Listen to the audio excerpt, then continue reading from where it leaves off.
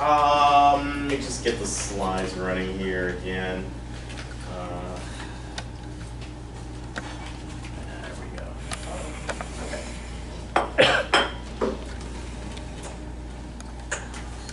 All right. Okay. So thank you, Bill, for introducing me. I see we got a very small but very willing group here tonight, and that's great. Willing is better than a large room of people who are just going to sit around and, you know, take a look at your notes and then not do anything, because we've got plenty of that around the 5-county area. So I just wanted to let you know, my organization is called Black2Red. We are a political action committee. We are not a nonprofit. And it specifically did not set the organization up as a 501c3 because part of our mission is to actually support candidates, and you cannot be partisan and be a 501c3 organization at the same time. Which, if I have time, I'll tell a story about that later, but I actually had a local organization in my part of Bucks County who was supporting a pair of school board candidates a couple of years ago, and I actually ran into their president as he was on his way to go vote at another polling location to let him know that that was not legal. So just a little bit about me. So I was educated at Boston Conservatory, University of the Arts, which is now gone. I think they closed last summer, and Temple University. I am a Bucks County Republican executive. I've got about 22 years of experience campaigning for GOP candidates. The first actual professional campaign that I worked was when Sam Katz ran for mayor of Philadelphia, because I still lived in Philadelphia at the time and had just been laid off from Verizon. And my partner said to me, well, why don't you check out the Republicans? They always have money. So I did. So that worked out pretty well. Most of my professional experience, corporate experience, is in advertising, marketing. I've been a webmaster. I've done IT project management, human resources, you name it. As a result of a lot of my activities in the performing arts space, as well as, and because I have my corporate background, I have been tapped on to be a board member of a number of different nonprofit organizations around the region, and sort of slipped into insurance and financial services after I moved up here to Bucks County. I keep saying here because it's so close, you know. Not far, you're right. It's not far at all. After I moved down to Philadelphia, and the insurance part of it is, it always, no matter what you've done professionally in your past, it never really leaves you. You know what I mean? And so now, with the big beautiful bill, everybody's complaining about, the changes to Medicare and the changes to Medicaid, and I'm like, okay, let's simmer down now, okay? Because it's not what they're telling you it is, okay? Right. Miss Lisa in a wheelchair is not going to lose her benefits. But they want to tell us they're going to be closing nursing homes and closing hospitals and all this other stuff, and I'm like, no, you really don't understand what you're reading if you're reading anything other than propaganda. And if anybody has any questions about any of that stuff, like I said, having been an insurance agent for about 9 years, and I also do have a copy of the version of the bill that passed, that Trump signed. I have that on my laptop, so I can actually pull quotes out of the actual bill. Can you believe the bill was 1,180 pages and went down to 850 pages by the time it was what happened to 300 pages of stuff? But that's actually what happened. And as I mentioned earlier, I did spend a great deal of my life in performing arts, and I am a professional opera singer on top of everything else. So yeah, it's fun sometimes. It depends on who the conductor is. So just to give you a brief overview of what Black2Red is and what it is we're trying to do. Our number one item is voter registration.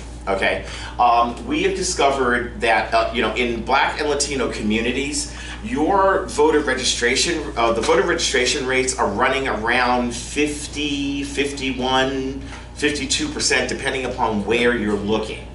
Now,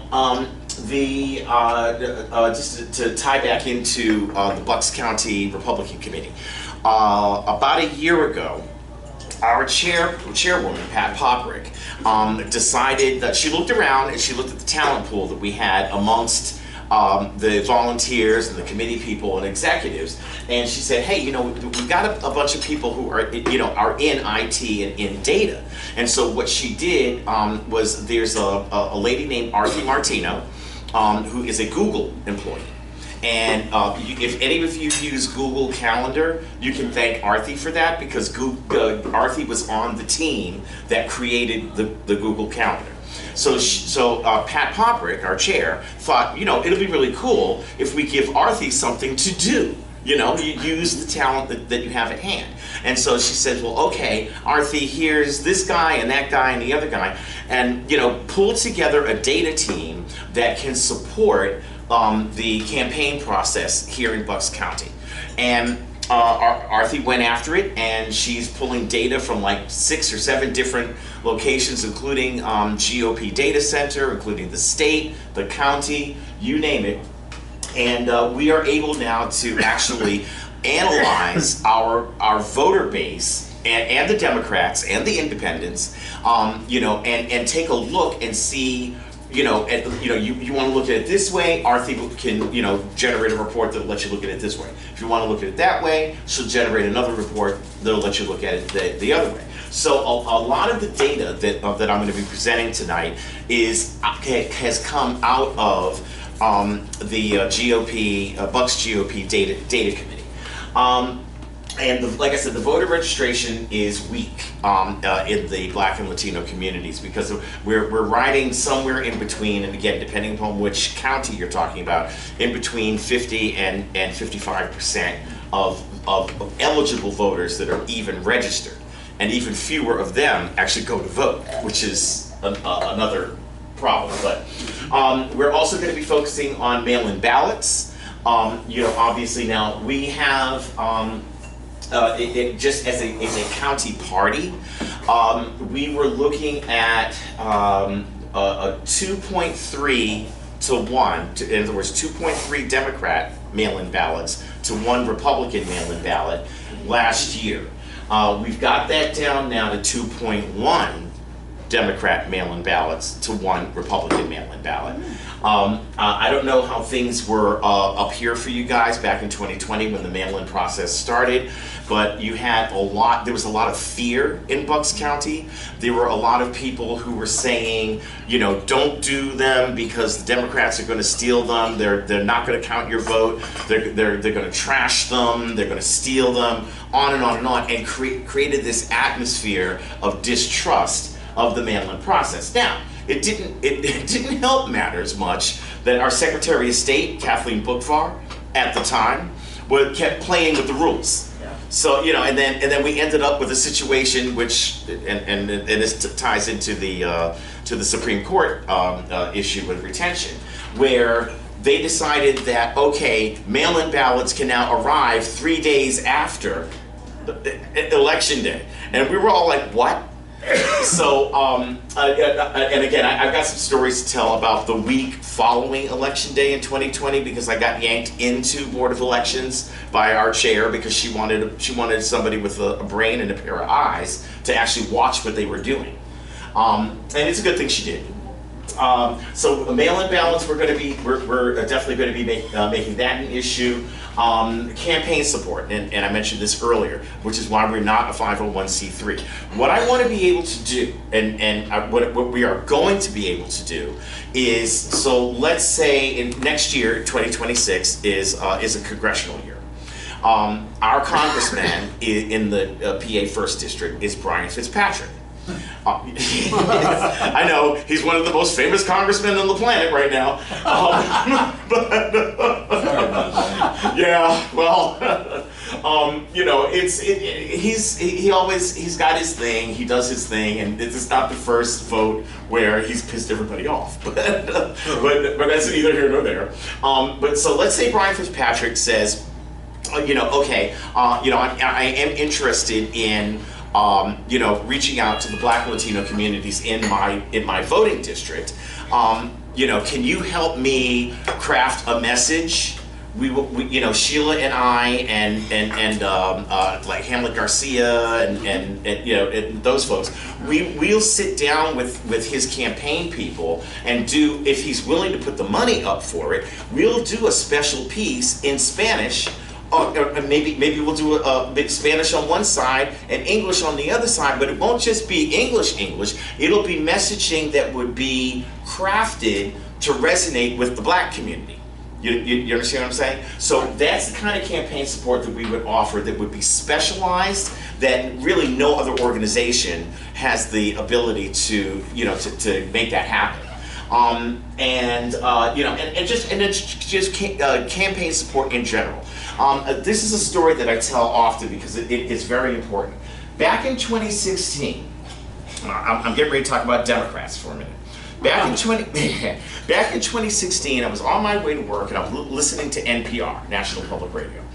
And they were interviewing a Black woman who was a Democrat political strategist on the national level.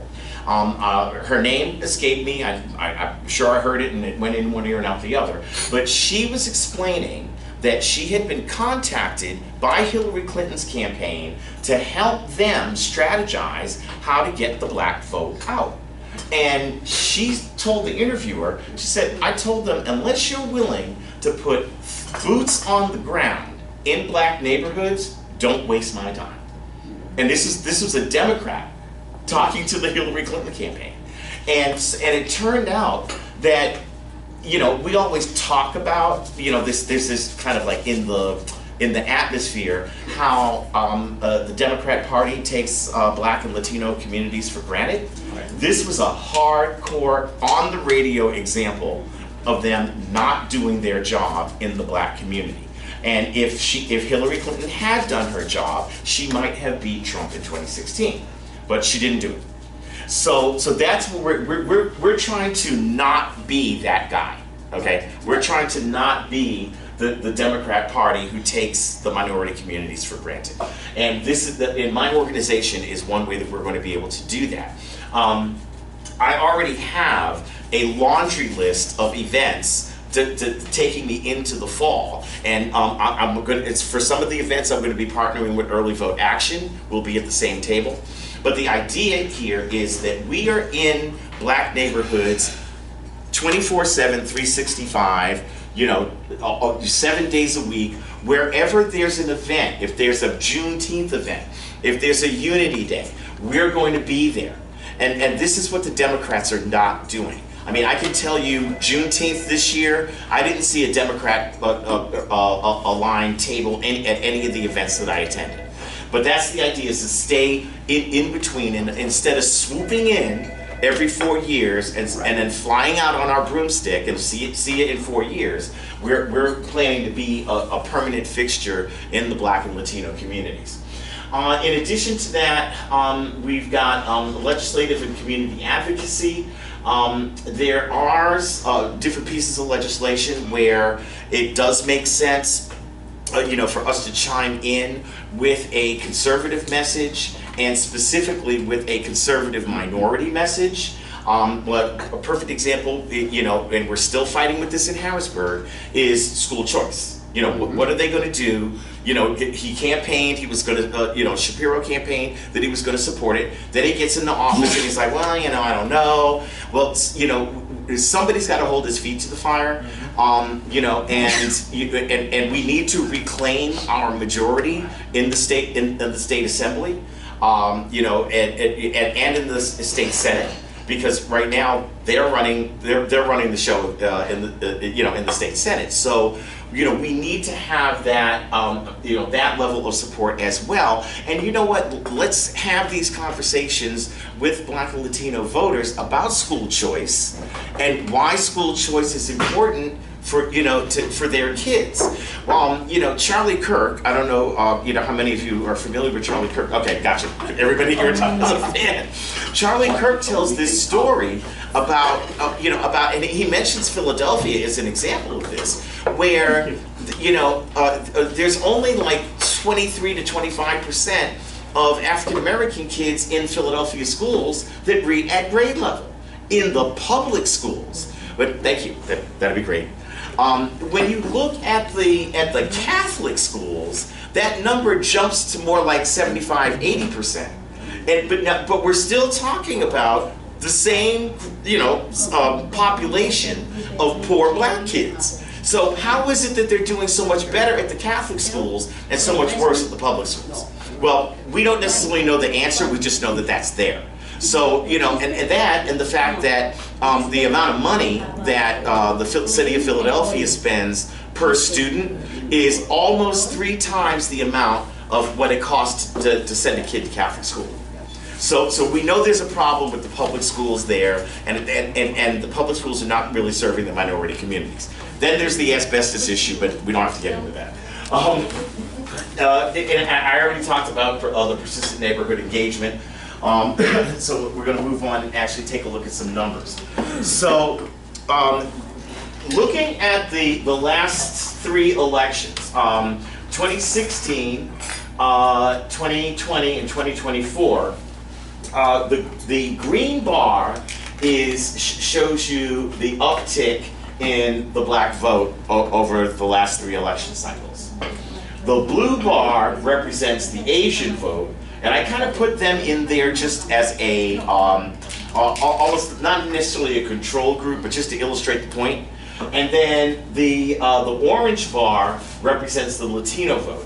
Now this is the one that has really got the Democrats scared. So in 2016, we had 28% of the Latino vote.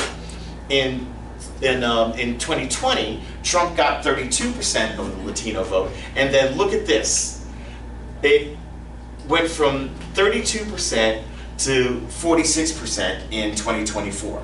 That is huge. And again, that number in particular really has the Democrats scared. They have no idea what they did wrong. They're still trying to figure it out. They talk about it on the news all the time. But basically, these are the national trends.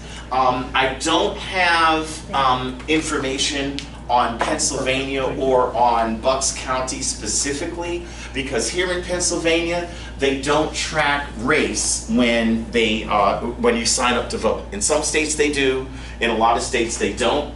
The numbers that you're looking at here are represented by, these are exit poll numbers from CNN and the New York Times. And so people always say, well, Milo, since it's CNN and the New York Times, can you really trust those numbers? No. No, you can't. So if CNN and the New York Times are willing to tell us that 46% of the Trump got 46% of the Latino vote, you know that real number is high, right? Okay, good. So we're all on the same page now, right? I'm gonna skip this one because you guys don't live in Bucks County, but this kind of basically gives you a breakdown ethnically. Here in the Lehigh Valley, you're going to see the white part of the pie is going to be small, and that the Latino part of the pie is going to be much bigger than 6%. Right. Unfortunately, neither the Northampton nor Lehigh County Republican parties have a data committee like what Pat Popper set up in, or had Arthur set up down in Bucks County. So we have no idea what your voter profiles look like here in this county. And if anybody ever runs into a resource that that has demographic data or voter data of any sort on Lehigh and Northampton counties, I'd be more than happy to take that and add that to my analysis. And again, these are Bucks County numbers, and these numbers do come from a combination of the U.S. Census in 2020 and the Bucks County GOP Data Committee. So the number at the top here shows you the total number of eligible voters. So the taller bar is the Latino voters, and the smaller bar is the black voters. The orange section tells me how many of those voters eligible voters are not registered. So that gives me a definition of my market for Bucks County. It's roughly about 18,000 voters that are not registered that we can go after. As far as the geography, again, because we have this data committee that our chair, had Arthur Martino put together, now we know where the hotspots are demographically. So Warminster has the most populous Latino precinct in Bucks County. Bristol Township has the most populous black precinct in it, and then Middletown and Falls Townships are 2 and 3 respectively. So we know where to go to find the voters that we're looking for. And then last but not least, these are all of the organizations that Black2Red is partnering with. I got to talk to Sheila about that Cooking for Autism logo because you can barely read it. I know. Yeah, exactly. We're working with Bucks County Votes. They're another organization that is out there pushing mail-in ballots. Trying to register, get unregistered voters registered. Obviously, the Bucks County Republican Committee, because everybody always says, "Oh, headquarters is no help." Headquarters will help you if you ask them the right questions. I mean, they help me all the time. But anyway, Early Vote Action, which I mentioned earlier, and they've got a placard sitting up here. Hope for PA. Hope for PA, Ken Stracuzzi, they're a Christian organization. Right, great job. Yeah, oh yeah. They're a Christian organization. Ken and I have a great relationship. They are tied in with the America First Works. And America First Works, for those of you who don't know, they're almost like a data marketing organization. And they can tell you, because they marry voter data with consumer data. And they can tell you whether or not you shop at Wegmans or whether you shop at Giant. That's the level of granularity. Arthur Martino last year, the lady that runs our data committee, told me that it was either in New Mexico or Arizona, I think it was Arizona, they were able to take the Latino category of voters, and they were able to slice it Mexican, Cuban, Puerto Rican. I mean, they really get down to very granular levels of data. So Hope for PA is, I was just on a Zoom with them yesterday. Moms for Liberty. Moms for Liberty and I go back to 2020. They were doing I'm not even sure what you would call it, a rally on a Saturday at the State House in Harrisburg, right on the front steps. And they had asked me to come and do 15 minutes on critical race theory and DEI. Oh, that was fun. And then of course the Pennsylvania Integrity Network. So these are you talk about coalition building, which Bill is all about, and I am all about. This is kind of what the Black2Red coalition looks like right now. Obviously, the kind of relationship and the kind of activity that Black2Red does with any one of these organizations is going to vary from one to the next based on their mission and how that organization's mission ties in with our mission. But we are, we're less than a year old. We'll be a year old in August. But we, between Sheila and I, this is what our universe looks like right now. So does anybody have any questions or comments or, criticisms, anything? I am all ears and I'm open to any conversation that anybody wants to have.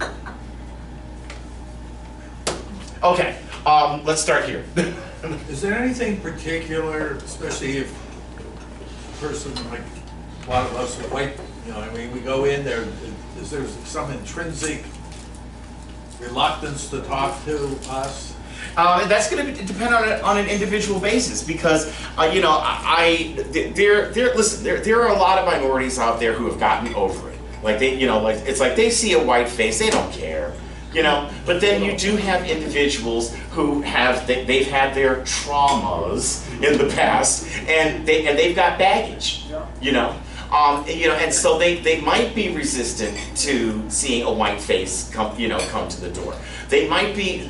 These are the same folks that when they see a cop driving by in the opposite direction, they start to break out into a sweat. Okay, I don't have that problem, obviously, but yeah, you can run into that. You know, how to fix it? Just be friendly. You know. You know, if you happen to knock on it, let's say you're out door knocking and you knock on a door, you know, and you know a black or Latino or an Asian person comes to the door. I mean, you're out door knocking, you're doing your thing regardless of what color they are, right? You know, so you just stick with that, and you know, and you should be fine. Question back there. Two things. Number one of the things you brought up is that you're not a non-for-profit because a 501c3 you can't support a candidate.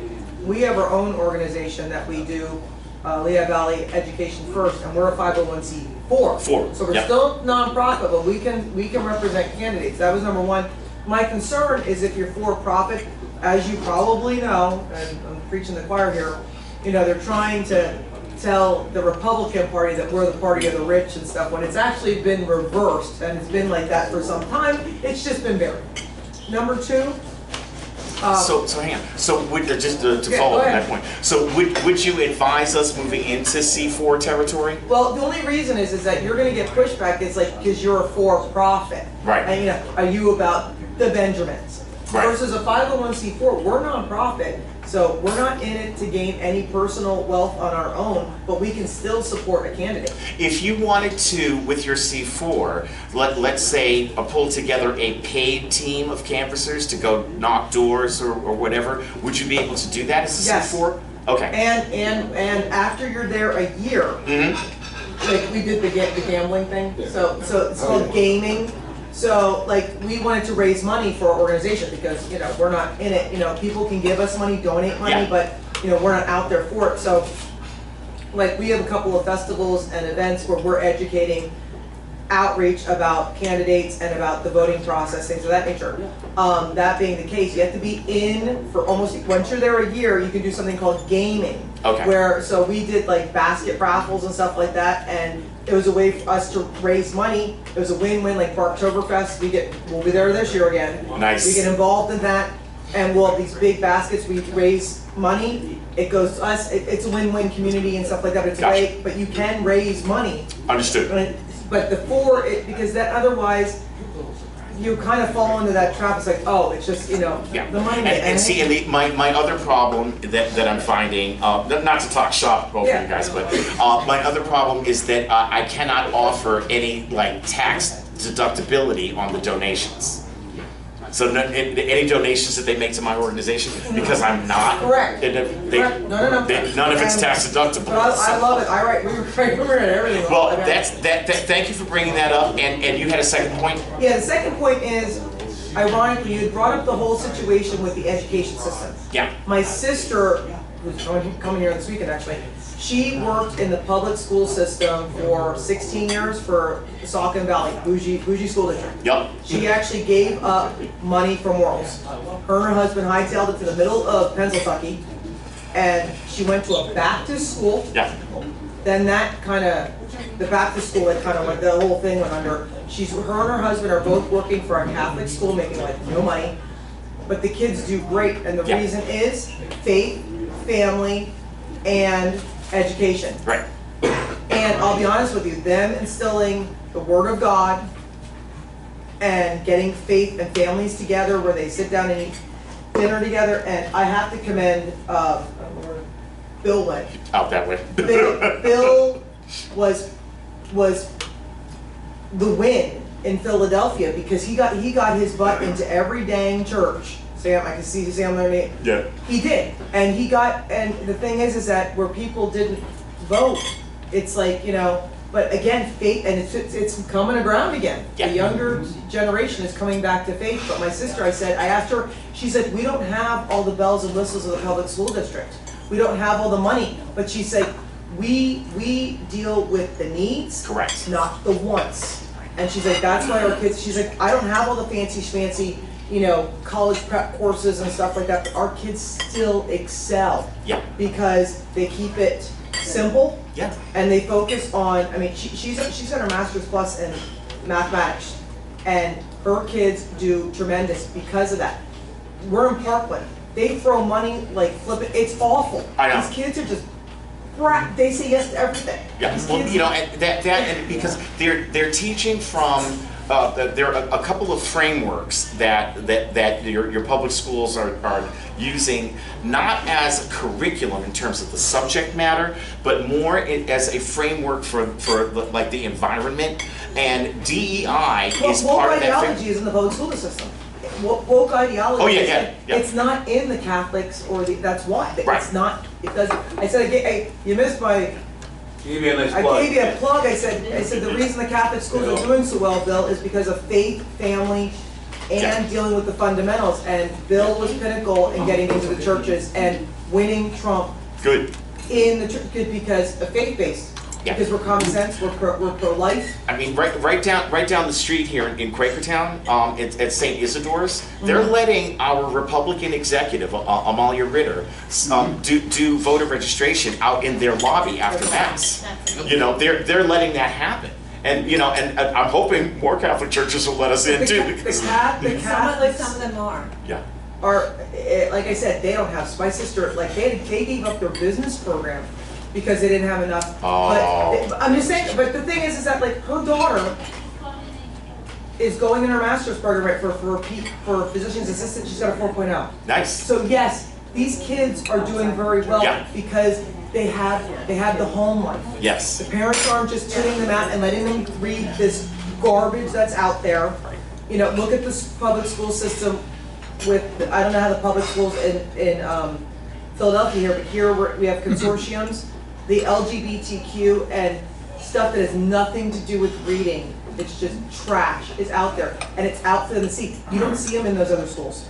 No, because they're more concerned about representing different identities Yep. than they are about the actual literature And that's why being they're read. failing. Yeah, absolutely. Now, you had a question too. Yeah, so I'm Heather. I work for Early Vote Action. Hi, Heather. So I'm so happy to see the coalition slide. I'm curious about your thoughts on Epstein.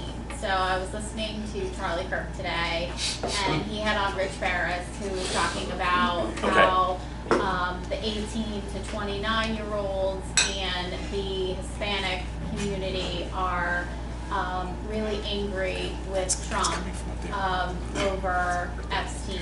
And I'm just wondering if you're hearing anything from people that you interact with, or is this a Twitter war? No, it's in the street for sure. Okay. You know, I was actually 2 days ago. I was out getting lunch, and these were not 18 to 24-year-olds. These were 40+ people.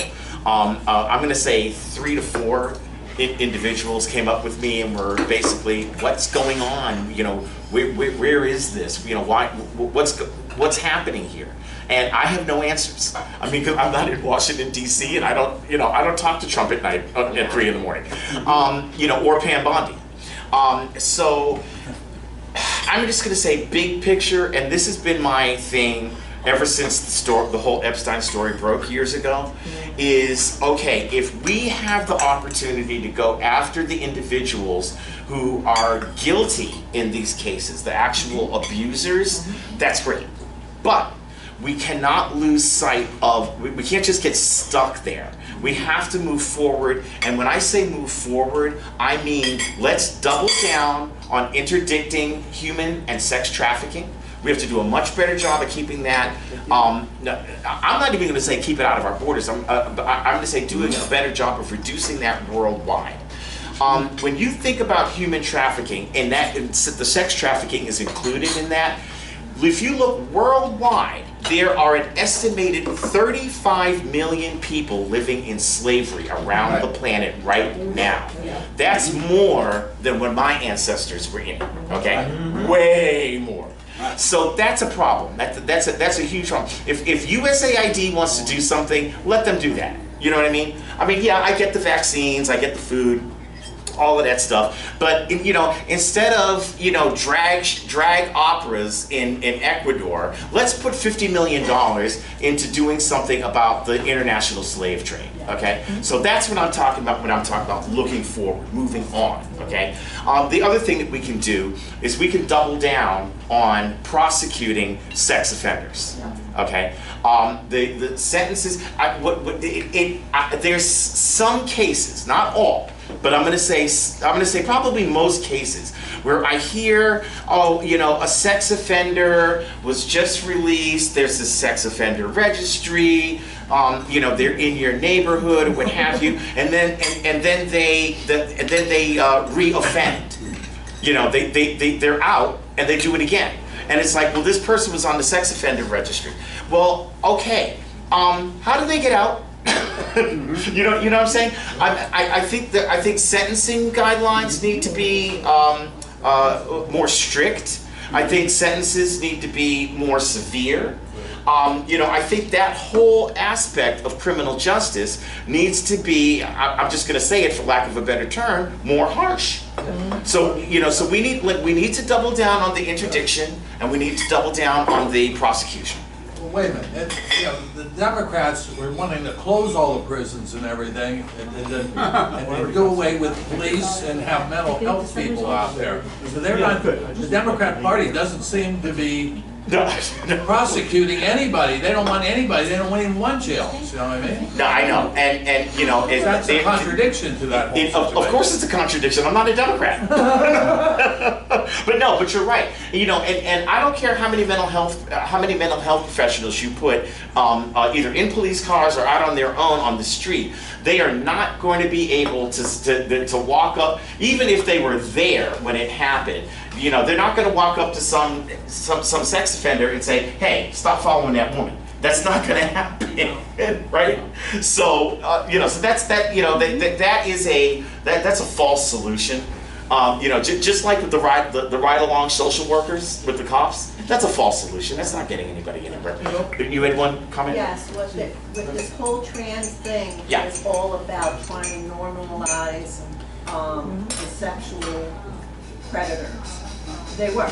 Okay. With the having the men go into the girls' bathrooms and stuff like that. They were just trying to normalize that so that they can still be predators. Well, I'm not going to say they were. I'm going to say they are. So basically, what you've got in the gender ideology cloud is I'm going to say a pathway to you know, towards normalizing, or at least making it not as social, removing the social stigma around what they call minor attracted persons. Okay, and we all know that is just fancy language for pedophile. Yeah. Right. They were trying to. Yeah. Nobody's being fooled by any of this. No. You know. I was going to say, it's a direct attack because I was just telling them a moment ago, I was at a public library, and mind you, I was walking to the children's section. What's the first thing I see is the rainbow and the pentagram, which, as you know, pentagram is for witchcraft. Sure. And so and you know, I remember a while back I was thinking, like, pentagram and rainbow, what do they have it supposedly in common? Now, mind you, the real rainbow is actually 7 colors, not Yes. 6. 6 is a number of man, 7 is a number of creation. So remember that. But You went to Bible study. yeah. So the thing is that it's taking more than just man's ideas. It's also taking the dark stuff and introducing it to children to cloud their minds. I don't know if anybody knows what's going on with the whole Joanna Gaines stuff issue by having, two dads in the frontier, which that would have never been allowed back then. So it's a direct attack on what's going on. Yeah, and to that point, and this is where, so I kind of got dragged kicking and screaming into school board races starting back in 2021. And it was, they got me by the right arm with the CRT and the DEI, and they got me with the left arm with the masking. Okay. So I got hauled into I ended up getting involved and doing a lot of public comment. But more important than making public comment, which is important, don't get me wrong, but what's even more important is to sit with your local Republican and conservative organizations and strategize before that next school board meeting, so that you all have clear in your minds what you're going to be making comment on. But it started with Penridge School District. Right. I ended up getting doxxed because I made public comment at a Central Bucks School Board District about the pride flag, because the activist community down there was trying to convince the school board that the pride flag should not be subject to policy 109, which was their classroom neutrality policy, where the staff. So we had gotten to a fairly good point in Penridge and in Central Bucks, where we had library policies that allowed for the public to challenge books in both of those school districts, and there was a whole process. So anybody lived in the community, taxpayer, parent, student, whatever, could challenge a book, and the books that we were challenging, right? Yeah. So that was one set of policies that we got put into both of those school districts. Another policy that we got put in was the advocacy policy. That's what it was called in Central Bucks, or the classroom neutrality policy, which is what I believe was what it was called in Penridge. And that was the idea that as a teacher, as a staff member, whether you're a janitor or a social worker in the school or whatever, your political baggage gets left at the door. It stays outside the school. Okay, and this is where we ran into an issue where they were trying to get an exemption for the pride flag by saying that the pride flag was not a political symbol. Well, I'm old enough to remember when Harvey Milk was alive. So yes. I was kind of there. So I basically gave public comment at a Central Bucks school board meeting on why the pride flag, and I gave them the history from day one up until now, and all the different stripes and colors that have been added to it, and what each of those means, and why it is a public symbol and needs to be subject to that advocacy, that neutrality policy. Well, don't you know, a couple days later, my boss, I'm at work, my boss says, can you meet with us in the conference room? And it's the owner's son, me, and my boss. And she wanted to know, how is it, or why did the company get tagged in a Facebook post about me? And I explained about having gone to giving public comment at the meeting, what the topic was, the fact that I never mentioned the name of the company. I never even said where I worked. I just said that I was a taxpayer in such, X township. And that was it. They found out, the Democrats went and found out where I worked and decided to try to mess with me. And so the son, who's younger than me, he said, "Mom, they're trying to cancel Milo." And mom's in her 70s. She goes, "What's that?" So I said, they're trying to get you to fire me because of my political beliefs. Then my boss chimes in and says, "Well, that's not going to happen." So I was good, but they tried it, and this is the thing. I down in Centennial School District, down in Warminster area. I was doing a thing on CRT and DEI, and I had a mom, a young white lady, who said, "But Milo, don't won't they call us racist?" I'm like, "Yes." They will. Get ready for it, you know. But yeah. So I mean, there's a lot to stay on top of out there. You know, as conservatives, you know, but it is worth it. It really is worth the fight. You haven't spoken yet. Yeah. How you mentioned the school books that you read. How did you keep up with what books were actually in the schools? So in Penridge, we had a team of people that were, and everybody took a piece, right? So they were doing a curriculum rewrite, a partial curriculum rewrite. So like one person took social studies, another person took biology, another person took math, just to see what they were going to be doing with that. And so some of the books were listed as resource materials for these course rewrites. Okay, other books we just went through the library. Now there is an online resource where you can look up your school district and see what books are actually in the library. Because I forget, I don't have it off the top of my head right now, but there's a link that we were using, you know, to help with the Penridge, the book thing back in 2021. I did it. I ran it on Palisades. We had the list of watch out for these books from Moms for Liberty, and so what you do is you search in that tool yes, you do it one book at a time, for a title from the Moms for Liberty list, and if it pops up in your library, now you've got something to talk about. My big thing was that we didn't have any real objectionable books in Palisades. I live in the Palisades School District.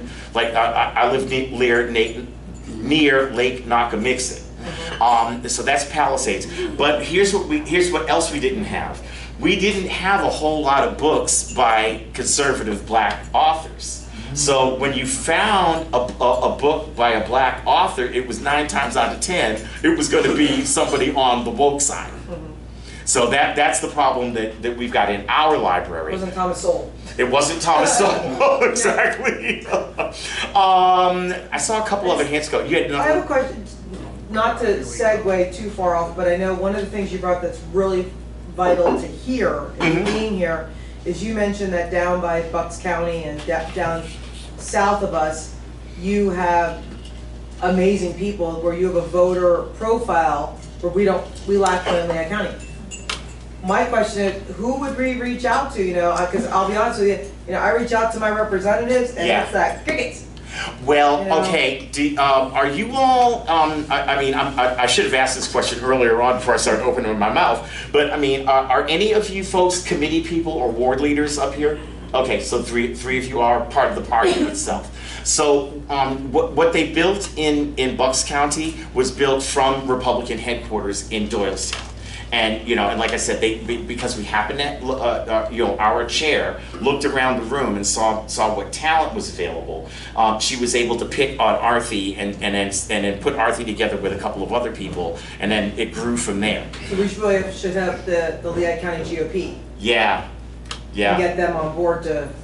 So can we? I know. Good luck. It is. Well. So I'm in Pretty good. Northampton County. Yes. Can I reach out to that person and Yeah. try to Let me do this. Let me give you. No, 'cause we can use it. My. I guess I should just pass them out, huh? Yeah. This is one of the things I love about it being in a small group. You can actually do this. If I had 40 people in the room, I wouldn't be able to. I'll trade you. Oh, there we go. There you go. Thank you. Yes, How about I talk question. about this other thing? Absolutely. NC4 thing?